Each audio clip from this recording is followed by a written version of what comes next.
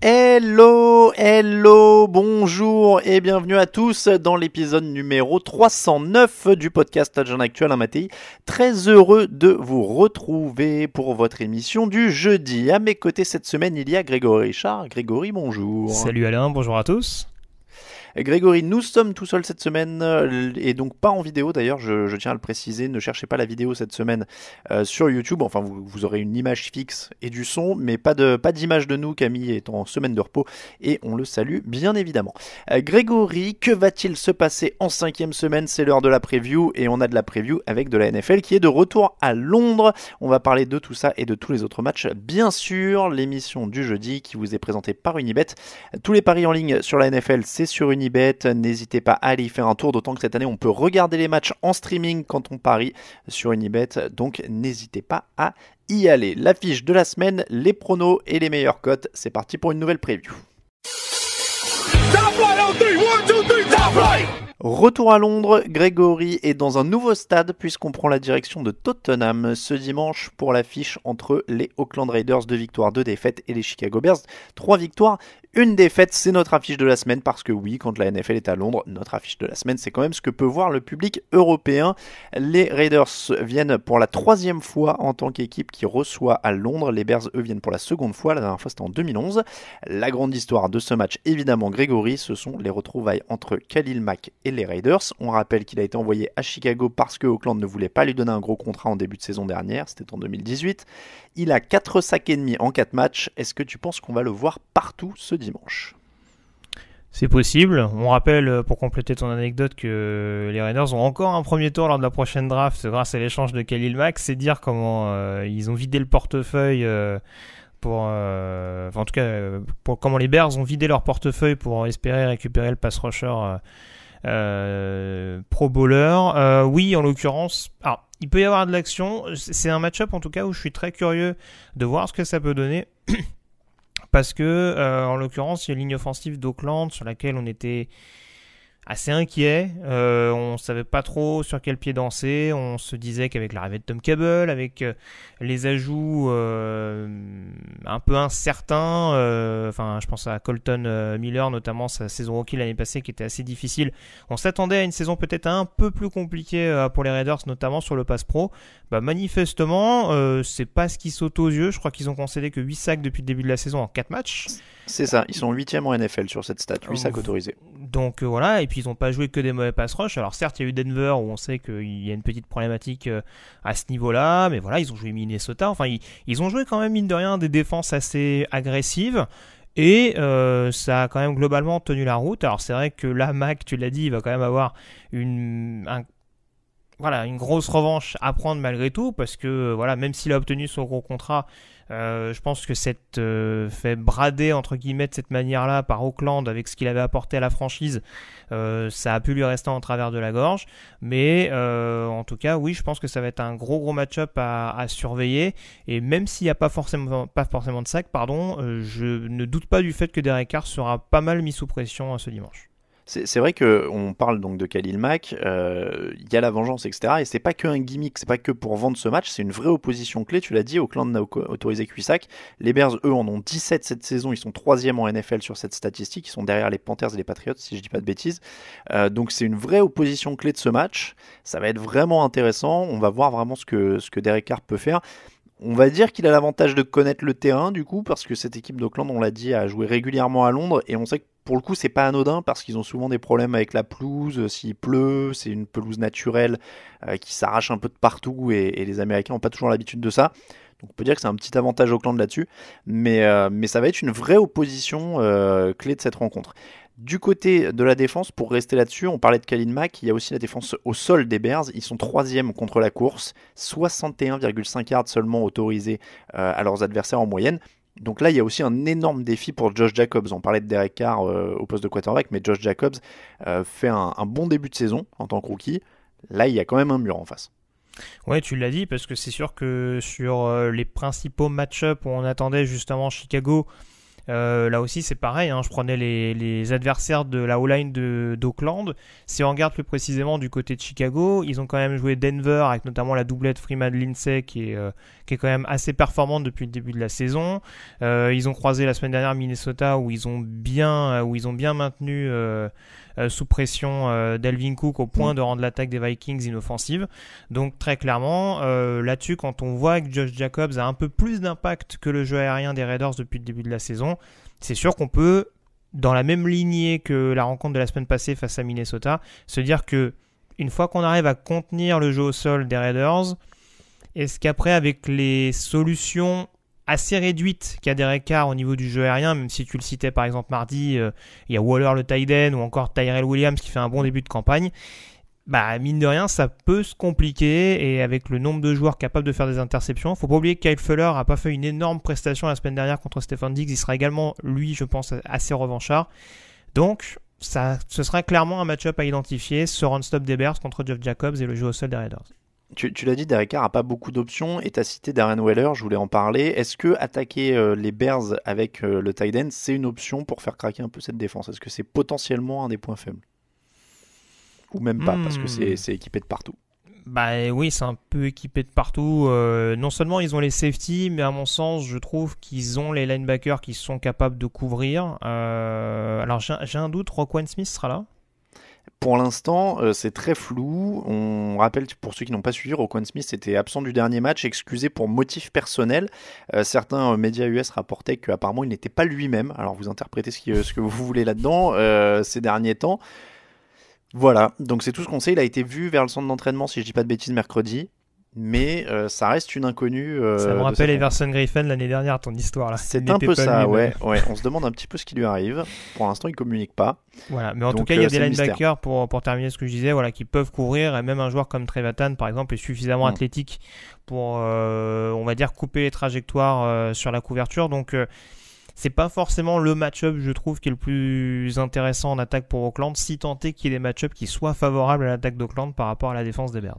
En tout cas, Darren Waller, c'est quand même une sacrée histoire parce que il a, je regardais ses stats, il a 2 réceptions en 6 matchs en 2015 avec les Ravens, 10 réceptions en 12 matchs en 2016, suspendu en 2017 pour toute l'année pour dopage, 6 réceptions en 2018, et là il explose avec 33 réceptions. C'est un ancien joueur de Georgia Tech, si je ne me trompe pas. Je vais pas dire de bêtises. Tu ne te trompes pas. C'est Georgia Tech, sélectionné au 6e tour en 2015 par les Ravens. Si j'en parle, c'est pas un hasard, c'est parce que voilà, c'est principalement, ça me rappelle un peu Will Dissly par exemple cette année à Seattle, bon, alors, qui a une trajectoire différente, mais voilà, c'est des tight ends principalement bloqueurs quand ils sont arrivés en NFL, et qui là pour le coup, avec le système offensif qui est mis en place par John Gruden et son coordinateur Greg Olson, qui se révèle un petit peu comme des menaces aériennes, et il a parfaitement pu prendre le relais de Jared Cook malgré une formation où a priori il n'était pas censé avoir des mains fiables en arrivant chez les pros.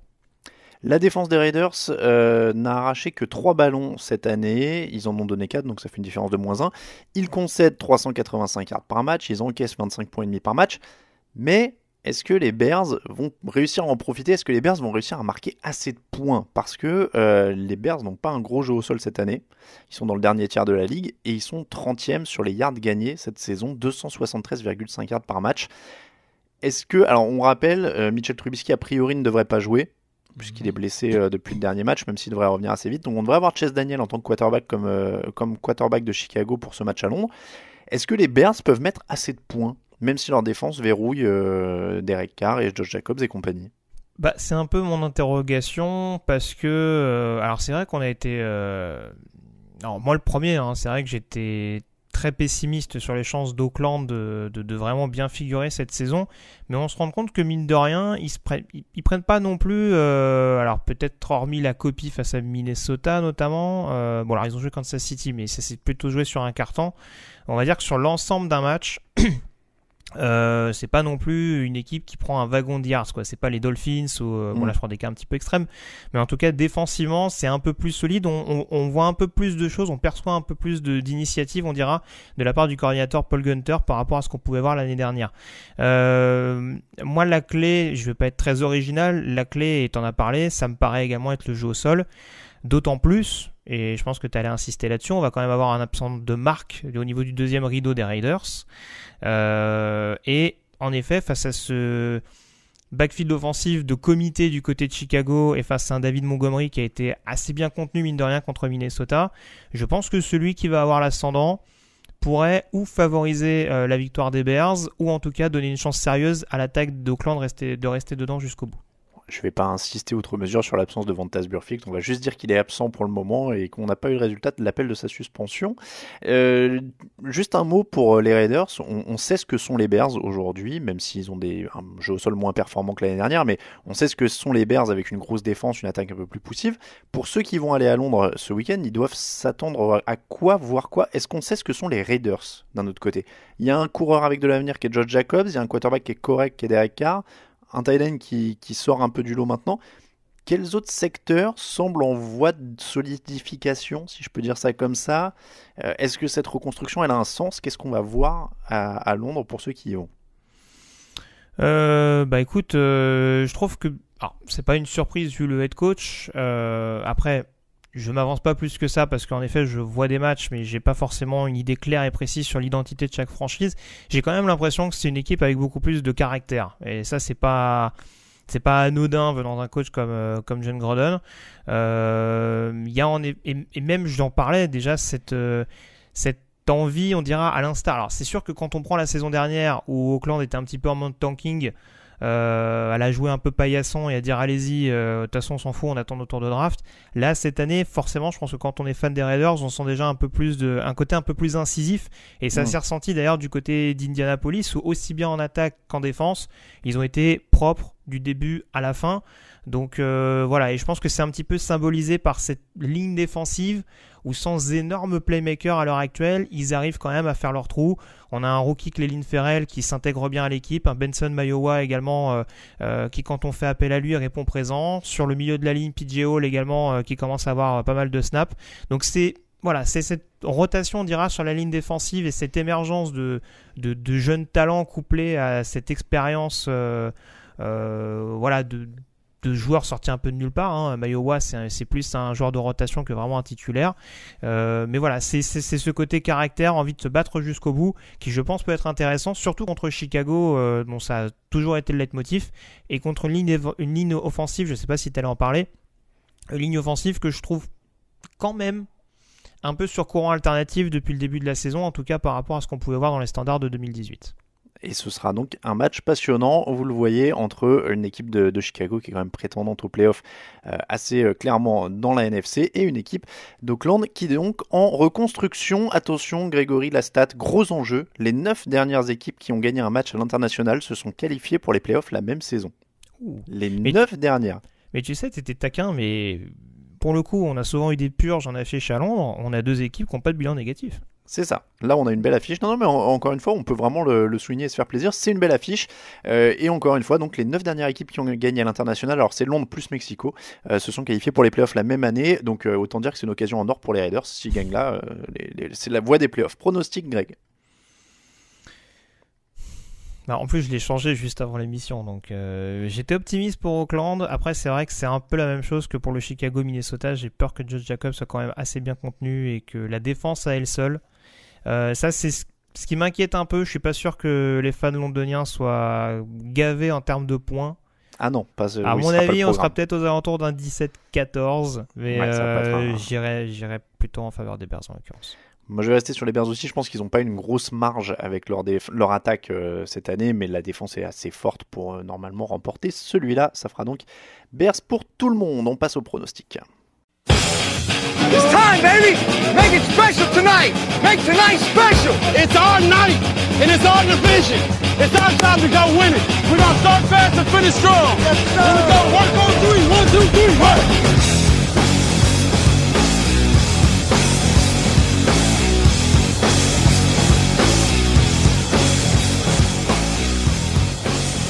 Les pronostics de la semaine, et Grégory la semaine dernière a fait du dégât au niveau des scores. Enfin, ça n'a pas créé des écarts, mais les scores sont pas brillants. 7 pour Raoul et toi, c'était donc sur 15 matchs, on le rappelle, donc on est en dessous de 50% de passes complétées. Camille, Raphaël et moi sommes à 6 la semaine dernière. Au classement général, Raoul est quand même toujours en feu avec 41. Tu es derrière à 38, je suis à 36, Raphaël 35, Camille 33. En tout cas, ce qui est bien, c'est que grâce à ma superstition et à Dan Quinn, je vais pouvoir gagner pas mal de points. C'est dingue ça, ouais, non, les Falcons te rapportent un max en pariant contre eux. Les pronostics de la semaine, c'est parti. Vendredi 13 septembre à 2h20 du matin, c'est donc dans la nuit du jeudi au vendredi si vous nous écoutez jeudi soir. Seattle Seahawks, 3 victoires, 1 défaite. Los Angeles Rams, 3 victoires, 1 défaite. Ça aurait pu être une des affiches de la semaine si ça avait été un peu plus tard. C'est une belle rencontre, bon test pour la défense des Rams parce que Russell Wilson, il est quand même sacrément en feu avec 8 touchdowns et 0 interception pour le moment. Est-ce que cette équipe des Rams qui a pris un carton la semaine dernière en plus contre les Buccaneers va réussir à s'en relever? On rappelle que c'est à Seattle, donc grosse ambiance. Oui, c'est un match qui m'intrigue beaucoup dans le sens... Alors, tu parlais de la défense des Rams, alors c'est sûr qu'elle est forcément revancharde après avoir pris 55 points de Jameis Winston. Après, moi, c'est vrai qu'il y a un match-up qui m'intrigue tout particulièrement, c'est la ligne offensive des Rams, dont vous parliez mardi avec Raphaël, contre la D-line de Seattle. Alors, on s'arrête beaucoup sur le pick six de Jadeveon Clowney et en effet, ce retour assez impressionnant. Il y a des joueurs qui sont intéressants, mais j'ai du mal encore à être vraiment impressionné par cette ligne défensive qui est toujours orpheline de Jarran Reed, bien entendu. Ça, je ne l'omets pas forcément. J'imagine qu'à son retour, ce sera peut-être différent. En tout cas, j'ai encore du mal à m'enthousiasmer. Et je me dis que très clairement, après le match qu'a eu Jared Goff, ce serait pas impossible qu'on mette un peu plus de responsabilité sur les épaules de Todd Gurley. D'entrée, en tout cas. Faut espérer. Et j'attends... Oui, je sais que c'est un peu frustrant si on est fan de Los Angeles de voir Jared Goff lancer à tout va et Todd Gurley être utilisé de manière un peu sporadique. En fait, c'est un peu frustrant quand tu as Todd Gurley dans ton équipe fantasy. C'est voilà. ça. Moi je dis ça, j'ai hérité de lui avec le 9e choix. Bon voilà, c'était le pari. Même s'il met des TD, il en a 5 TD en 4 matchs. C'est vrai. Avec le peu de portée de ballon qu'il a, c'est déjà une performance en soi. Enfin, en tout cas, le jeu au sol des Rams à 5 TD, autant pour moi, il y en a un pour Brown. Mais oui, voilà. Ça, après, je te rejoins, c'est sûr qu'il va falloir arrêter Russell Wilson et à Seattle en prime time, ça va être une donnée à prendre en compte. Et voir comment Jared Goff forcément va se remettre de ça. Franchement, c'est un match qui peut jouer à pile ou face. Très clairement, c'est un match de division en plus. J'aurais tendance à aller plutôt vers Los Angeles. Parce qu'il y a Vas-y. Ouais, j'allais te dire, je joue les Rams aussi, sur le côté plus complet peut-être de l'équipe et des deux escouades. Moi, il y a beaucoup de... Enfin, je sais pas s'il y a plus d'expérience du côté de Los Angeles, mais c'est vrai qu'il y a des cadres vraiment impressionnants à Seattle. Et tout autour, il y a beaucoup de postes qui posent question. J'oublie pas l'interrogation Brian Schottenheimer, dont le match-up avec Wade Phillips va être prépondérant également. Donc c'est ce qui me fait pencher pour les Rams. Je pense que la défense et le backfield défensif que j'ai encensé il y a peu de temps, donc j'espère qu'il va se reprendre. Voilà, je pense qu'il aura quand même un petit peu le dessus et qu'il se remettra de ce match compliqué face à Tampa. Les Rams pour tout le monde. Coup d'envoi dimanche à 19h. Cincinnati Bengals 0 victoire 4 défaites. Cardinals 0 victoire 3 défaites. Un nul. Qui gagne son premier match? Bah écoute, c'est pareil, j'ai changé mon prono avant l'émission. J'attendais de voir Cincinnati. C'est vrai qu'il y a toujours ces problèmes de cornerback à Arizona qui m'inquiètent, mais on voit que Byron Murphy, leur rookie, est en train de monter en régime petit à petit, et il n'y a toujours pas de receveur du côté des Bengals, en tout cas très très peu. Vu la prestation qu'ils ont affichée contre Pittsburgh, qui n'est pas non plus un ogre annoncé au vu de leur début de saison, je pense qu'Arizona a la capacité d'aller le chercher celui-là, mais ça va être un match avec beaucoup de sacs, je pense. Je pense aussi que ça va être le premier d'Arizona. Ils sont c'est dingue, ils sont 3e sur le nombre de passes tentées, 21e sur les yards par match dans les airs. Donc il y a quand même une sorte de mitraillette pas tout à fait efficace au niveau du tir. Mais il y a quand même, et je pense quand même que ça va... je le mets sur les Cardinals parce qu'il y a un peu plus d'armes défensives, ils ont 11 sacs. J'y vois un peu plus de playmaker, et puis il y a un moment où ça va passer pour Kyler Murray. Donc Cardinals pour tout le monde. Alors Titans, 2 victoires, 2 défaites. Bills, 3 victoires, 1 défaite. Alors on a un mystère au moment où on enregistre, c'est Josh Allen. Sera-t-il disponible ou pas? Pour l'instant, on n'en sait rien. Il revient de commotion cérébrale. En général, c'est un peu court maintenant pour jouer le match de la semaine suivante. C'est plutôt 2 semaines. Donc ce sera lui ou Matt Barkley. Est-ce que ça change quelque chose? De ce qu'on a vu de la fin de match de dimanche dernier face à New England, Matt Barkley, sans être extraordinaire, il arrivait à peu près à faire avancer l'équipe. Alors contre la défense des Pats quand même, c'est pas une petite chose vu que c'est la meilleure défense de ce début de saison. Après bon, c'est sûr que c'est différent. Il y a un contexte de 4e quart avec des jeux un peu plus, on va dire un peu plus risqués, etc., etc. Après, je sais, franchement. Je te dis, de toute façon, je pense que Buffalo, ça va être ça toute la saison, peu importe le quarterback qu'ils auront. Ça va être, allez, mettons, grand maximum 15 à 20 points par match de moyenne. Et après, il faut raconter sur la défense pour faire le boulot. Mais après, c'est lié à l'autre mystère perpétuel, Marcus Mariota de l'autre côté. Qu'il soit là ou pas là, de toute façon, ça reste un mystère aussi. Donc, Alors, Mariota, il a quand même un avantage, c'est que les Titans n'ont perdu qu'un seul ballon cette saison. C'est le plus petit total sur la saison pour le moment. Au passage, d'ailleurs... très bonne cuvée au niveau des ballons perdus, seulement 178 ballons perdus dans toute la NFL en 4 semaines, c'est le 3e plus petit total de l'histoire, derrière 2017 et 2014. Plus le temps passe, moins on perd de ballons en NFL. Voilà, pour la petite, plus on joue en screen pass aussi, ça doit jouer un peu. Voilà, en tout cas, le jeu caractéristique ou pas, mais en tout cas on perd de moins en moins de ballons, la moyenne tend à baisser. Moi je vais prendre les Titans, je vais dégainer le premier, mais les Bills ont la 2e défense de la ligue sur les yards, ils sont derrière les Patriots. Je pense qu'ils ont une très bonne défense, mais je vois pas. Comme les Titans sont quand même une défense correcte aussi, je pense que ça peut passer. Évidemment, si Marcus Mariota il met un peu du sien, mais il y a Derrick Henry, il y a des choses, donc je vais dire les Titans. Et comme ils sont propres et que je sais pas ce que Matt Barkley peut réserver sur un match comme ça, je vais dire les Titans. Oui, je te rejoins globalement. C'est sûr que offensivement, je pense que Buffalo a la capacité.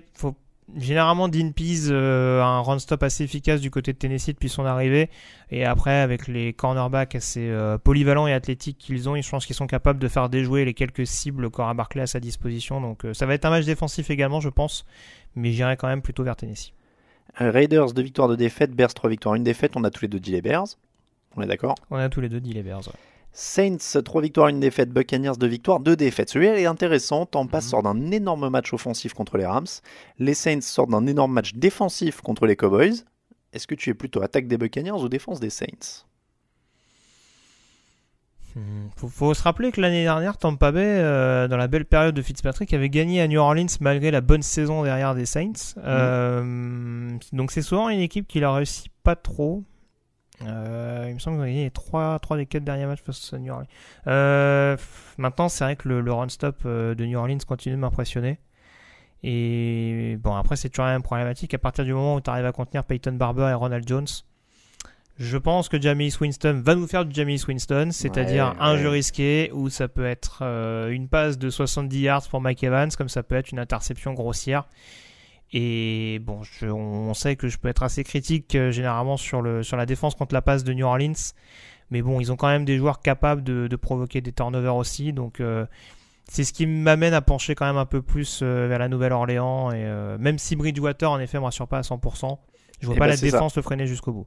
C'est ça, moi je vais dire les Buccaneers, tu vois, parce que je pense que la défense des Buccaneers peut embêter Teddy Bridgewater. Ils ont la meilleure défense au sol avec 59,3 yards par match autorisé. Alors évidemment, ils ont mené, il y a eu des circonstances, ça reste que 4 matchs, mais je pense qu'ils peuvent mettre la pression sur Teddy Bridgewater et pourquoi pas aller chercher ce match en le débordant un petit peu. Les Saints ont battu Dallas avec beaucoup de sacs. Oui, en plus. Donc, bon, mais oui, pardon. Mais on en a parlé. Moi, je te dis, c'est fort possible. Ce serait pas, moi, ça m'étonnerait qu'à moitié, mais bon, je sais pas. Écoute, faut bien jouer quelques surprises. Tu as raison. Donc je vais jouer celle-là. Encore une fois, je pense que ils peuvent envoyer Bridgewater à la faute. Giants 2 victoires, 2 défaites. Vikings 2 victoires, 2 défaites. Alors 2 victoires de suite pour Daniel Jones. Mais là, il y a quand même une plus grosse défense en face. Les Vikings sont 6e sur les yards concédés. Ça va pas être. Il avait joué quoi du coup pour gagner Tampa Washington. Tampa, Washington, voilà, bon, notamment Washington, qui est pas tout à fait à la fête. Donc, Daniel Jones peut-il enchaîner avec une 3e victoire de suite ? C'est à domicile, c'est contre des Vikings qui ont l'air un peu dans le doute en attaque, un euphémisme. J'essaye de hyper, après je pense que face à la défense des Giants, cette fois ça devrait passer pour Minnesota, donc je vais dire les Vikings. C'est un peu ça. Alors c'est vrai que contre Washington, la défense a fait bonne figure, mais bon, vous en parliez un petit peu, les circonstances, le fait de balancer un petit peu Dwayne Haskins comme ça, avec déjà une équipe à moitié éclopée autour de lui, forcément ça risquait pas de donner grand-chose. Ils ont quand même pris 32 points à Tampa la semaine d'avant. Faut pas l'oublier non plus. Donc c'est vrai que déjà il va falloir stopper le jeu au sol et Dalvin Cook, ce qui va pas être une chose évidente. Et bon, encore une fois, je ne vais pas défendre Kirk Cousins qui, depuis le début de la saison, ne donne clairement pas satisfaction. Après, je pense qu'il y aura quand même quelques petits réglages qui auront été faits suite aux déclarations d'Adam Thielen. Donc, honnêtement, je ne vois pas les Vikings gagner de 20 points, mais je pense que ça suffira pour leur permettre de repartir du bon pied. Vikings pour tout le monde, et typiquement ça sent le match de rachat. Je dis pas qu'ils vont jouer comme ça jusqu'à la fin de l'année, mais c'est typiquement le match rebond face à une défense un peu faible, donc en théorie. Eagles, 2 victoires, 2 défaites. New York Jets, 0 victoire, 3 défaites. Peut-être le retour de Sam Darnold. Même avec ça, ça risque quand même de pas être suffisant face à une équipe de Philadelphie qui s'est un peu réveillée la semaine dernière contre les Packers, et qui est quand même beaucoup plus complète. Oui, alors après c'est toujours compliqué. Oui, peut-être que Darnold va revenir plus tôt que prévu. Après, il y aura toujours cette épidémie, on dira, de blessures en interne. Ça me paraît quand même un peu léger pour pouvoir embêter les Eagles à l'extérieur en plus. Donc j'irai quand même avec Philadelphie sur ce match-là. Philadelphie pour tout le monde. Toujours pas de TD pour Livion Bell au passage. Toujours pas de. Oui. Enfin, à la course, puisqu'il avait marqué un TD à la réception contre Buffalo. C'est vrai. Après, il n'y a pas grand-chose autour, le pauvre. Steelers, 1 victoire, 3 défaites. Ravens, 2 victoires, 2 défaites. Choc de division. Les Ravens sortent de défaites contre les Chiefs et les Browns. Leur défense a pris à chaque fois plus de 500 yards. Est-ce qu'ils peuvent tomber encore contre un adversaire qu'ils connaissent bien, les Steelers? A priori, Baltimore est favori sur le début de saison. Mais pourquoi pas, avec les éléments défensifs de Pittsburgh Non, je te vois hocher la tête. Non, mais c'est un match qui est pas évident, mais c'est surtout que de toute façon, d'un match à un autre, on attend vraiment de jauger ce que peut donner Mason Rudolph, qui a été quand même assez calamiteux, je trouve, à San Francisco, qui a proposé beaucoup mieux contre Cincinnati, mais contre une équipe avec un standard un peu moindre, en tout cas de ce qui monte depuis le début de la saison. Là, c'est sûr que je trouve qu'il y a énormément de points d'interrogation sur ce match. Mason Rudolph qui joue contre la défense des Ravens, c'est déjà 2 points d'interrogation qui s'affrontent quand on voit les prestations des Ravens ces dernières semaines. Encore plus contre des Browns qui se cherchaient offensivement. Donc là, avec une ligne offensive qui sur le pass pro a l'air efficace, avec un backfield offensif qui a repris quand même de la confiance face à Cincinnati, un rookie Deontay Johnson qui prend ses marques petit à petit. Je trouve que ça fait quand même des éléments qui, si Rodolphe prend confiance, on n'aura peut-être pas forcément un écart aussi conséquent. Personnellement, j'y suis allé avec les Ravens parce que je pense que ce sera compliqué de stopper durablement le jeu au sol, même s'il y a toujours les mêmes armes, des Tweed, des Bush, Fitzpatrick, etc. Mais j'ai un peu peur qu'à la longue, ce soit compliqué de maintenir tout le monde au sol. Moi, je prends Baltimore aussi, et je pense qu'il y avait autre chose, c'est que j'aime bien les armes défensives de Pittsburgh. Après, je pense qu'en attaque, il manque les playmakers qu'avaient les Chiefs sous les Browns pour faire sauter la défense de Baltimore, et qui devraient avoir plus de mal, donc je vais partir sur Baltimore aussi. Redskins, 0 victoire, 4 défaites. Patriots, 4 victoires, 0 défaites. L'affiche la plus déséquilibrée de la semaine. La meilleure défense de la ligue contre l'attaque en perdition des Redskins. Quel quarterback pour toi? On s'est déjà posé la question dans l'émission de mardi. Colt McCoy, Dwayne Haskins et qu'est-ce qu'il nomme? Qui on met sur le banc, qui on met devant, qui on met inactif, qu'est-ce qu'on fait avec tout ça? Qu'est-ce qui n'a pas l'air quand même dans un super mood en ce moment. Donc après 2 bons matchs, on va dire qu'il est un peu rentré dans le rang. Et bon, moi en fait je comprends plus les décisions de Jay Gruden depuis pas mal de temps. Je l'ai pas mal défendu ces dernières années parce que je trouvais qu'avec pas grand chose il arrivait à rendre cette équipe de Washington relativement compétitive, même avec l'absence de quarterback l'année dernière. Et là, je trouve que depuis le début de la saison, il a tendance à perdre un peu les pédales. Je ne serais même pas étonné que ce soit Colt McCoy qui démarre. Après, je me dis, si tu joues ta place... Ça a l'air d'être le préféré. Si je me dis, si tu joues ta place, continue de lancer le rookie. Mais après, lancer le rookie juste pour le cramer, c'est une stratégie un peu... C'est pas ce qui préoccupera le plus Gruden, mais je trouverais ça dommage pour Haskins en l'occurrence. Ils ont l'air de bien aimer Colt McCoy. Je sens le Colt McCoy. Bon, a priori, au niveau des pronostics, puisque c'est de ça qu'on parle, Tom Brady devrait pouvoir reprendre du rythme. Il sera face à la 28e défense de la ligue. Et puis, la défense des Patriots devrait pas avoir trop de mal. Donc, on va dire Patriots. C'est ça. J'ai hâte de voir Josh Gordon prendre de vitesse Josh Norman. Je pense que ça va être rigolo. Carolina Panthers, 2 victoires, 2 défaites. Jacksonville Jaguars, 2 victoires, 2 défaites. Grosse opposition défensive. Les Panthers se sont bien réveillés ces dernières semaines. 2 quarterbacks remplaçants aussi. Kyle Allen contre Gardner Minshew. C'est 2 équipes assez semblables au final dans la philosophie et dans les lacunes. C'est-à-dire grosse défense, pas beaucoup de cibles, quarterback remplaçant. C'est un peu la même chose. Moi, je vais miser Jaguars parce que j'espère que Fournette confirme sa belle sortie de la semaine dernière. Mais c'est là-dessus que je le mets. Je te rejoins. Après, j'irais quand même plutôt vers les Panthers. Je sais que t'es beaucoup hypé par Gardner Minshew. Oui, non, mais je l'aime bien, mais c'est plus, tu vois, si Fournette confirme, ils ont une bonne assise, ils ont une bonne défense. Kyle Allen lâche des ballons. C'est vrai que le run-stop des Panthers va quand même être tributaire de la fin de saison prématurée de Kawann Short. Ça, c'est un gros coup dur.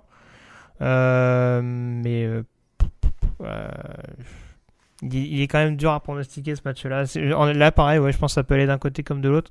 J'irai quand même sur les Panthers qui ont repris vraiment du poil de la bête, qui sont sur 2 victoires consécutives et en plus avec un Jalen Ramsey dont on ignore la présence assurée pour ce week-end. Bon, ça joue pas exclusivement. Enfin, ça jouera surtout sur de la vitesse du côté de Carolina et on sait que la défense des Jaguars a dû répondre là-dessus. Mais je pense qu'à la longue, avec des tranchées qui sont renforcées quand même du côté de Carolina ces dernières semaines, et j'aurais tendance à y aller du côté de Charlotte. Allez, Panthers pour toi, Jaguars pour moi. Houston Texans, 2 victoires, 2 défaites. Falcons, 1 victoire, 3 défaites. Est-ce que les Falcons vont donner signe de vie? C'est un peu le match des équipes qui ont du matos mais qui sont pas super bien coachées. En deuxième mi-temps, oui.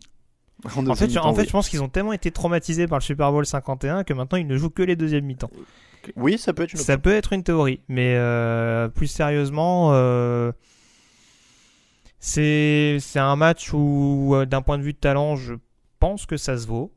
Oui. Mais c'est toujours la même problématique avec Atlanta, tu le disais. S'il n'y a pas de discipline et s'il n'y a pas d'agressivité dans les tranchées, même avec la ligne offensive de Houston, qui est une des pires de la ligue, je pense que ça va passer. J'ai très peur du match-up entre Hopkins et Truffant. Après, talent, ça se vaut. J'aurais tendance à dire qu'il y a quand même un petit peu plus de matos en défense du côté de Houston, quand même. Oui, non, mais je veux dire, si tu prends attaque d'Atlanta,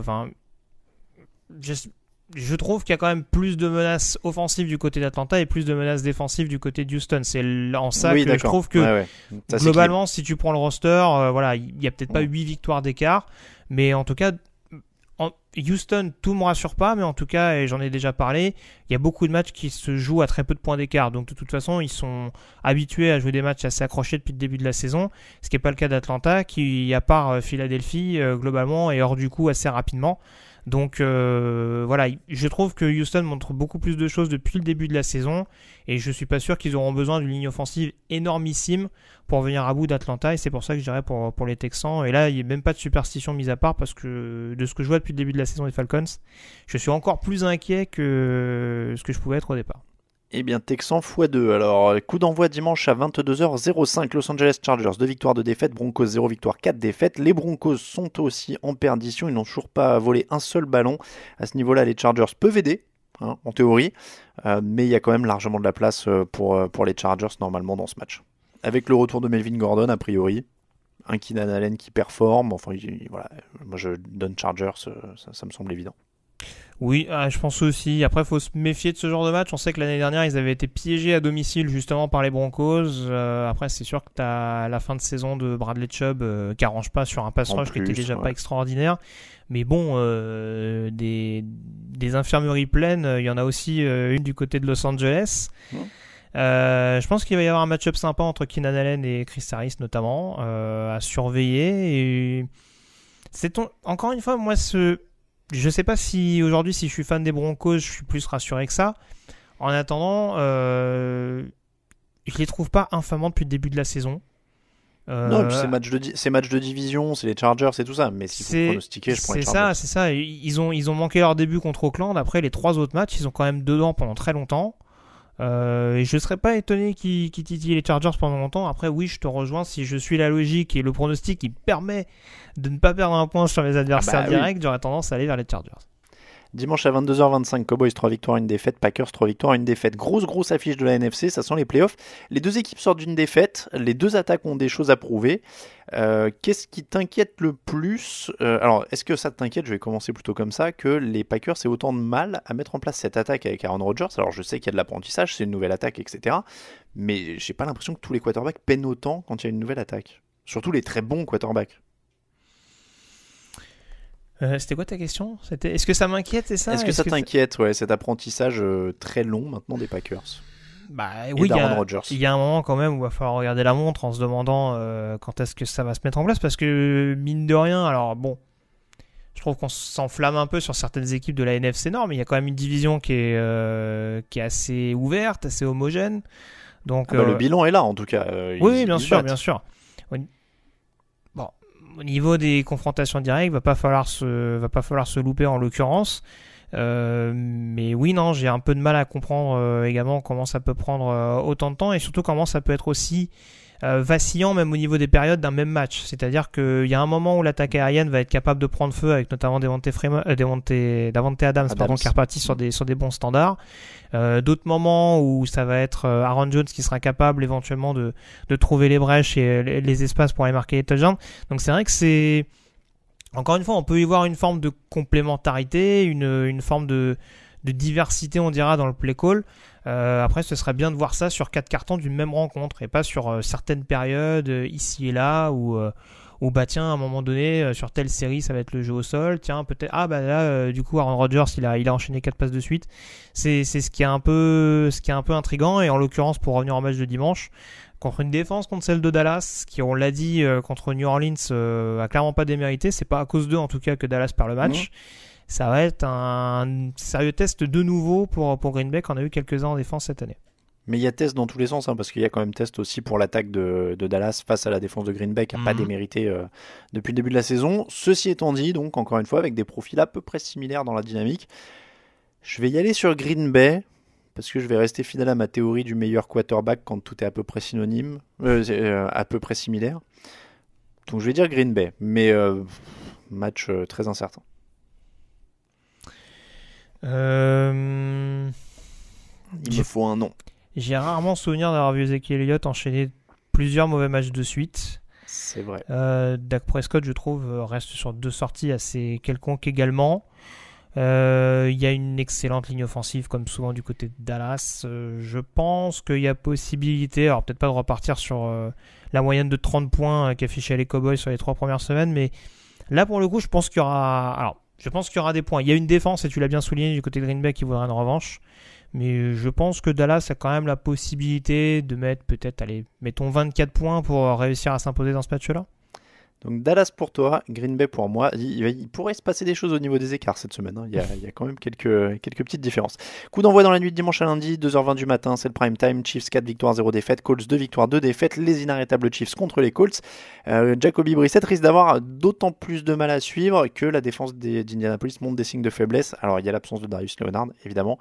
Mais du coup, je vais prendre les Chiefs parce que ça me semble compliqué de les suivre. Et de toute façon, je vois pas à quel moment on va parier contre les Chiefs cette année. Il y a un point d'interrogation sur T.Y. Hilton qui n'était pas là, il me semble, le week-end dernier contre Oakland. C'est ça. Je sais pas s'il est annoncé de retour. En tout cas, je l'ai pas vu dans la liste des absents confirmés. Mais c'est peut-être une erreur de ma part. En tout cas, oui, il y a quand même beaucoup de pépins offensivement, justement. Hilton, Marlon Mack également qui est sorti sur blessure le week-end dernier. C'est sûr que déjà, Jacoby Brissett étant pas une star en lui-même dans cette attaque, si en plus les quelques armes qu'il a autour de lui à disposition, même s'il y a un backfield offensif de comité et des receveurs méritants, ça peut être un peu compliqué face à une défense des Chiefs qui est quand même assez prenable. Après, défensivement, j'attends une petite revanche des Colts parce qu'ils ont été très décevants contre Oakland. Je trouve que Détroit a exposé quelques petites failles de cette attaque de Kansas City. Il y aura peut-être pas 30 points d'écart, mais forcément j'irai avec les Chiefs. Oui, se racheter en défense la semaine où tu joues les Chiefs, c'est quand même trop compliqué. Donc je vais quand même prendre les Chiefs. T'en prends 30 au lieu de 40, écoute. Oui, voilà, ouais. Coup d'envoi dans la nuit de lundi à mardi, 2h15 du matin. San Francisco 49ers, 3 victoires, 0 défaites. Browns, 2 victoires, 2 défaites. C'est la bataille des hypes, celle de l'année dernière contre celle de cette année. L'attaque des 49ers est statistiquement plus productive, mais ils ont roulé sur les Buccaneers, les Bengals et les Steelers. Donc, bon, pas d'énorme opposition, même s'il y a des bonnes choses chez les Buccaneers au sol, on va dire. Est-ce qu'il y a un favori dans ce match ? J'ai beaucoup de mal. Je vois un test pour les deux défenses. C'est un match qui me rend très curieux, mais j'ai du mal à voir s'il y a un favori. J'aurais tendance à te dire Cleveland. D'ailleurs, on n'a jamais autant vu les Browns en prime time, parce qu'il me semble qu'ils avaient joué déjà les Rams cette saison, donc faut vraiment. On sent qu'on n'est pas les seuls, pour certains, à être montés dans le bandwagon de Cleveland. C'est une équipe intéressante quand même. Maintenant, en y regardant de plus près, je ne sais pas si d'un point de vue match-up, depuis le début de la saison, les Browns me rassurent plus que les Niners. Il est intéressant celui-là. Les Niners qui, alors malgré les pépins physiques de Joe Staley, restent une des équipes, je crois que c'est la meilleure équipe en termes de passe pro. Alors certains me diront qu'ils ont joué un match de moins que les autres, mais en tout cas ils ont toujours concédé que 2 sacks depuis le début de la saison. Donc il va y avoir quand même un petit test face à un pass rusher du calibre de Myles Garrett. Et puis je trouve qu'en défense, il y a quand même des choses qui sont intéressantes. Alors c'est pas une équipe qui prend 8 points par match, mais en tout cas c'est une équipe qui, je pense, est capable de freiner Baker Mayfield et aussi et surtout Nick Chubb. Donc et puis bon, j'oublie pas que défensivement tout est pas rassurant du côté des Browns, qu'on pris un peu cher, je trouve, au sol contre Baltimore. San Francisco, c'est un peu la même physionomie sur le jeu au sol, maintenant qu'il y a les petits automatismes qui se font sur la ligne offensive, avec les décrochages chers à Kyle Shanahan. Je pense que ça va pas être simple d'arrêter le duo Breda-Mostert. Et en l'occurrence, c'est ce qui me pousse, sans forcément avoir un Garoppolo énormissime, à miser sur San Francisco. Et ben moi je vais prendre les Browns, je vais miser sur la dynamique de cette équipe qui s'est réveillée la semaine dernière, donc encore une fois une différence de pronostic. Mon Dieu, il va y avoir des écarts dans tous les sens à la fin de cette semaine. Au repos, les Detroit Lions et les Miami Dolphins. Les cotes, c'est maintenant.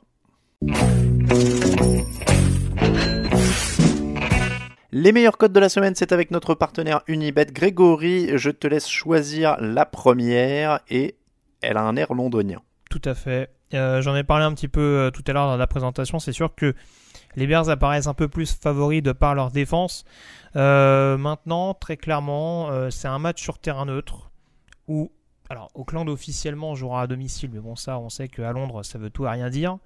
Maintenant, Auckland, ça reste une franchise historique où je pense qu'il y aura quand même beaucoup d'Européens un peu nostalgiques qui vont vouloir faire le déplacement, ne serait-ce que pour voir les Raiders sur le vieux continent.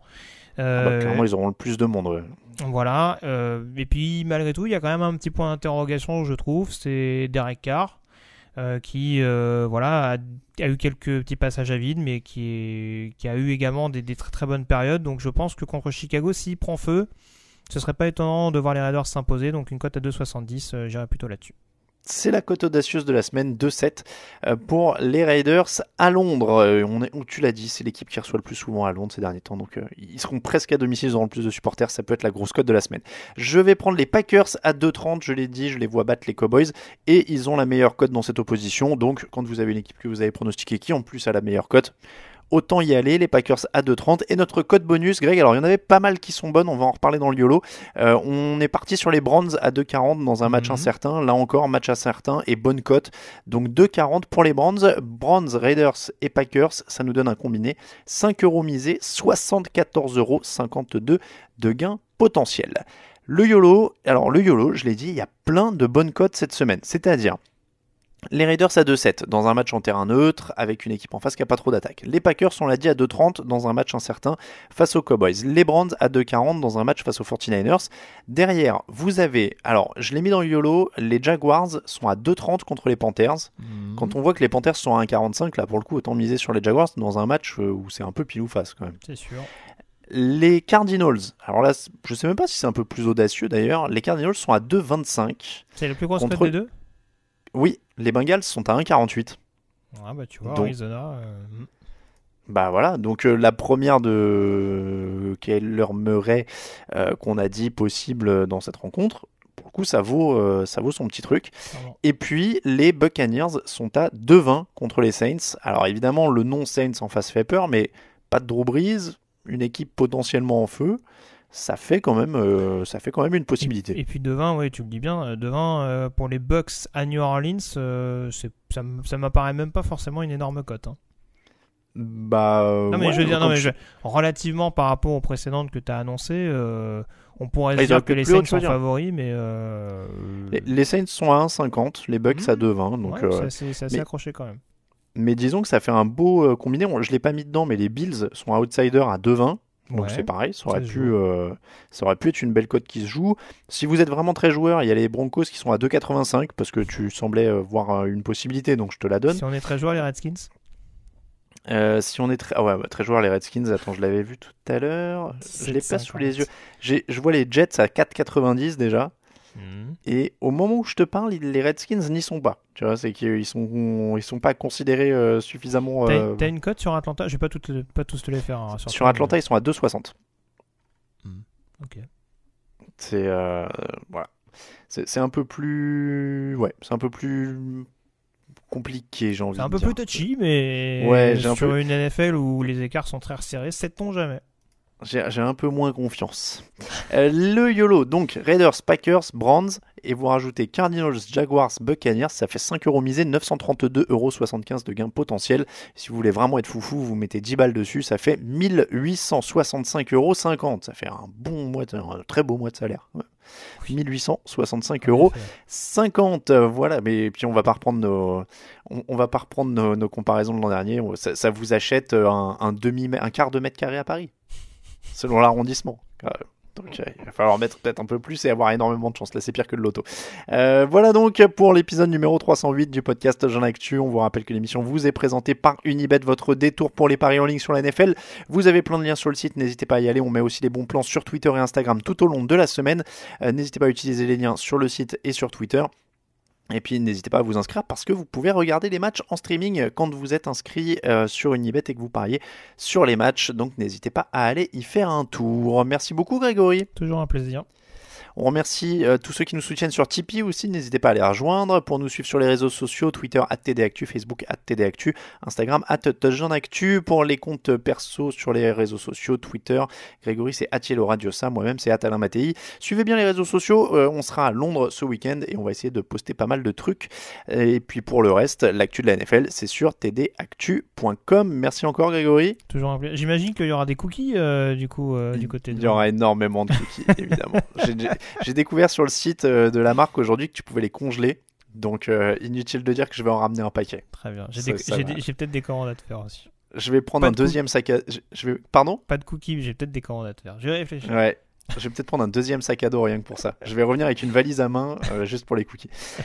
Donc l'actu de la NFL, tdactu.com. Très bon voyage à tous si vous aussi vous allez à Londres. Et puis on se retrouve à 18h dans le fauteuil dimanche en direct du Tottenham Stadium. Et ouais, on sera directement là-bas.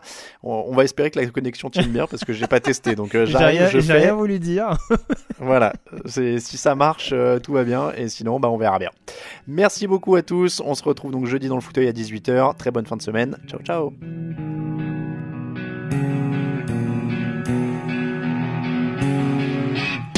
Les meilleures analyses, fromage et jeux de mots, tout sur le foutu est en TDActu.